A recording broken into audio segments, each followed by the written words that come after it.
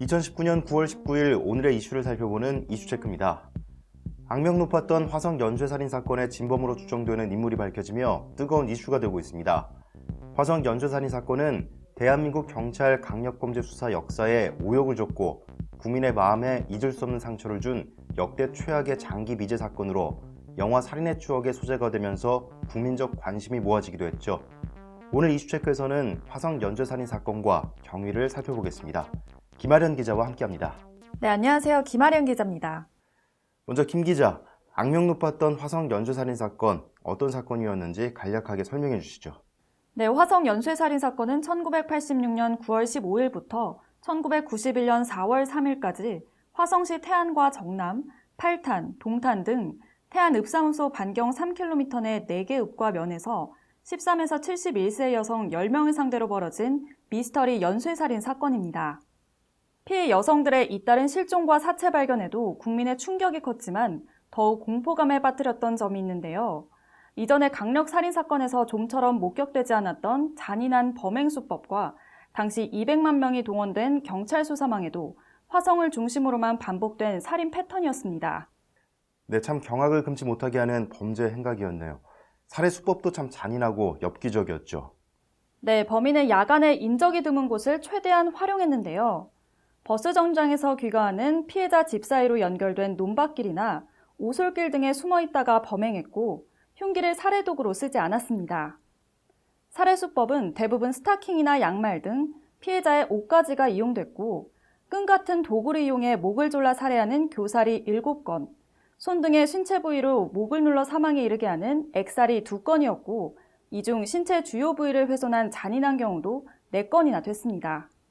그야말로 난제의 사건이었던 만큼 다방면의 수사 역량이 모아졌던 것으로 알려져 있는데 그동안 수사는 어땠나요? 이 연쇄살인 사건은 단일 사건 가운데 최다 경찰 인력이 동원됐고 수사 대상자만 2만 1천여 명, 지문대조 4만여 명으로 수사 기록은 지금도 깨지지 않고 있습니다. 경찰은 2006년 4월 2일 마지막 10차 사건의 공소시효가 만료된 후에도 관련 제보를 접수하고 보관된 증거를 분석하는 등 진범을 가리기 위한 수사를 계속해왔는데요. DNA 기술 개발이 이뤄질 때마다 증거를 재차 대조하는 노력을 계속해왔습니다. 네, 참 오랜 시간 다방면의 수사가 이루어졌지만 결국 공소시효가 훌쩍 지나버려서 안타까움을 샀죠. 그러다 33년이 지나서야 진범으로 추정되는 용의자가 발견된 것인데 신원이 궁금합니다. 네, 오늘 오전 경기남부지방경찰청에서 열린 화성 연쇄살인 사건 용의자 관련 브리핑에서 경찰은 용의자 56세 이모 씨의 DNA가 화성 사건 중 3차례 사건의 증거물에서 채취한 DNA와 일치한다고 밝혔는데요. 3차례 사건은 5차, 7차, 9차 사건에서 나온 것으로 전해졌습니다. 이 가운데 9차 사건에서는 피해 여성의 속옷에서 이모 씨의 DNA가 검출된 것으로 확인됐죠. 용의자 이모 씨는 현재 청주시 복대동 자택에서 처제를 성폭행한 뒤 살해한 사건으로 무기징역을 선고받고 현재 복역 중인 것으로 밝혀졌습니다. 그는 20년이 넘는 수감 생활 동안 문제를 일으키지 않아 1급 모범수로 분류됐는데요. 생각지도 못한 결과로 교도소 관계자들도 놀라움을 감추지 못했습니다.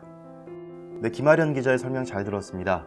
국내 범죄 사상 최악의 장기 미제 사건인 화성 연쇄살인 사건이 드디어 33년 만에 진범이 파악되면서 새로운 국면을 맞이할 것으로 보입니다. 비록 법의 테두리 안에서 공소시효는 끝이 났지만 사회적 책임과 비난의 시효는 여전히 뜨겁기만 하죠.